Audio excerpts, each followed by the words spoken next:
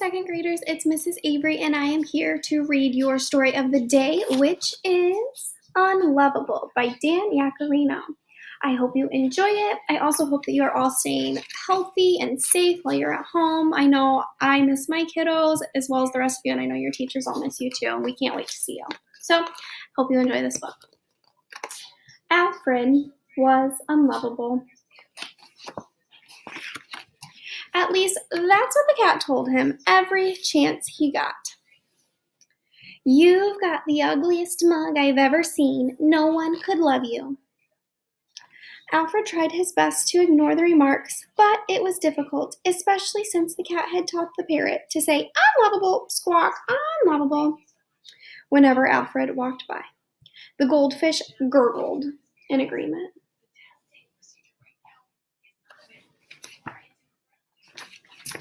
But what was it that made him unlovable?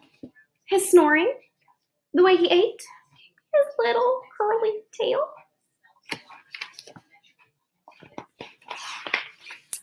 None of the neighborhood dogs would have a thing to do with him. "His mouth is too small to hold a ball," a big German shepherd sneered.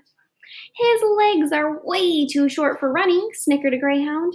A pampered poodle chuckled. "Did you see that face?" Those are not kind friends. Those are not using kind words. "Beat it, shrimp," growled a Doberman. "You couldn't even scare a mailman." Alfred didn't like staying in the house since the cat was always making fun of him, the parrot was always squawking, "Unlovable," and the goldfish was always gurgling in agreement. So Alfred spent most of his time alone in the backyard. One day, a new family moved in next door. Alfred tried to see if they had a dog who might be his friend, but he was too little to look over the fence.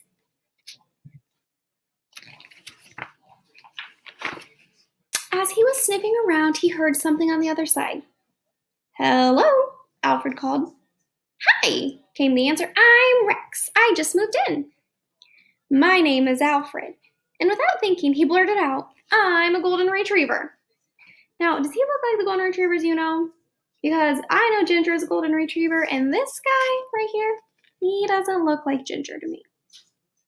"Glad to meet you," Rex replied.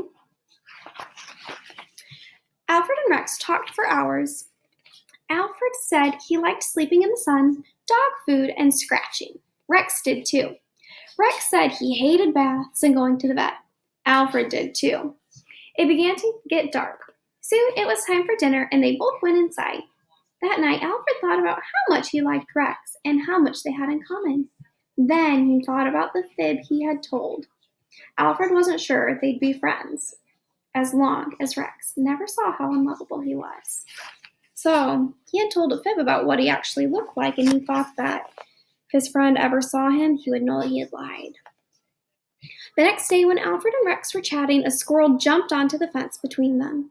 They both barked at it. The squirrel took one look at Alfred and climbed up a tree.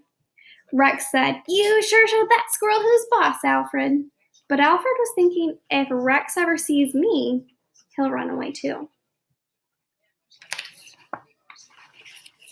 "I'm going to dig a hole under the fence," Rex said one day. "Then I can squeeze through to your side and we can meet."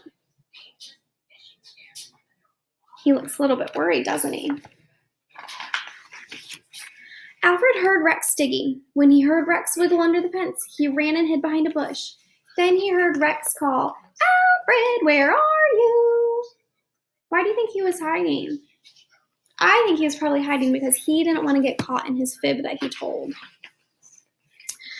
Suddenly, Rex poked his head into the bush where Alfred was hiding. He's ready. What do you notice? They're the same. You look just like me," gasped Alfred. "Wow, this is great," said Rex. "You're not a golden retriever after all." Alfred had to laugh. Who cared what the others said? Rex was his friend, and Rex liked him just the way he was. That's what makes a good friend, right? Someone who likes us for who we are.